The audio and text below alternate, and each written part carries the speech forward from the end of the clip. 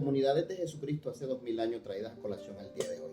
Lo que eran prácticamente esas comunidades como la samaritana, los celotes, los fariseos, los esenios, los escribas, los fariseos, al día de hoy, como son los conservadores, como son los radicales conservadores, como son los liberales expresivos, progresistas, como son los de Colombia Humana, como son los de Colombia Justa y Libre, como son los del Grupo Mira, como son los del Partido Cambio Radical.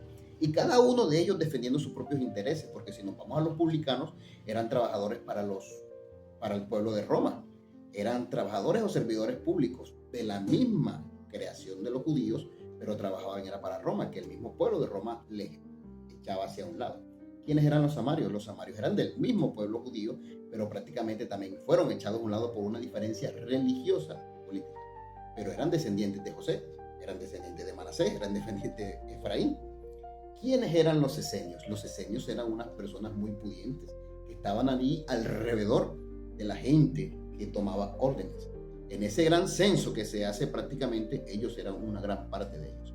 ¿Quiénes eran los esenios? Era un grupo muy aparte, pero que también peleaba junto con los saduceos, quienes eran verdaderamente el pueblo que sí daba las órdenes y podía decir qué era lo que mandaba Dios en el cielo que podíamos hacer.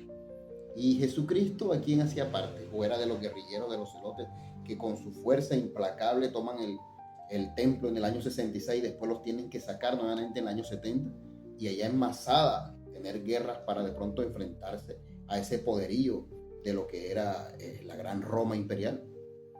Quiero que hagamos un pequeño contexto sobre esto y entendamos que Jesucristo no pertenecía a ninguna de estas comunidades. Él tenía un solo alineamiento, pero muchas personas el día de hoy le dicen que Jesucristo era de los celotes porque él era un guerrillero.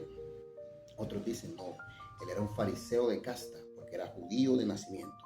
Sí, pero no era fariseo de casta porque se enfrentó a cada uno de ellos. Y entrando al templo prácticamente es una de las acciones más implacables para toda esa gente, demostrándole que de pronto no era nada de lo que estaba allá en lo externo, sino de lo que estaba interno de las personas. Y esa misma enfermedad que tiene el ser humano sobre la avaricia, sobre la codicia, sobre la envidia, hasta el día de hoy, como esas mismas comunidades político-religiosas que no tienen nada que ver con religión, porque la siguen creando hoy en día y cada vez van a seguir más peleando, no van con el pueblo. Por eso a mí me ponen sellos en la frente, que tú eres esto, que tú eres esto, que tú eres lo otro. Y yo no tengo ningún Dios, no sigo a ningún Mesías que sea como yo. Porque si no crees en ti, no vas a creer nada de lo de allá afuera. Y de esa misma manera traigo a colación esto. Y con una palabra quiero terminar esto. Había una comunidad que se llamaban los nazareos, porque está escrita en esas mismas escrituras bíblicas.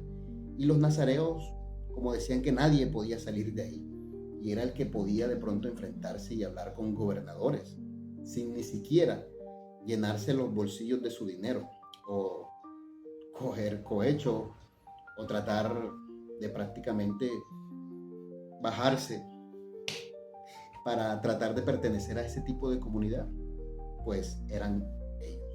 De ahí podía salir algo, pues salió un nazareno, Jesucristo. Jesucristo sale de ahí.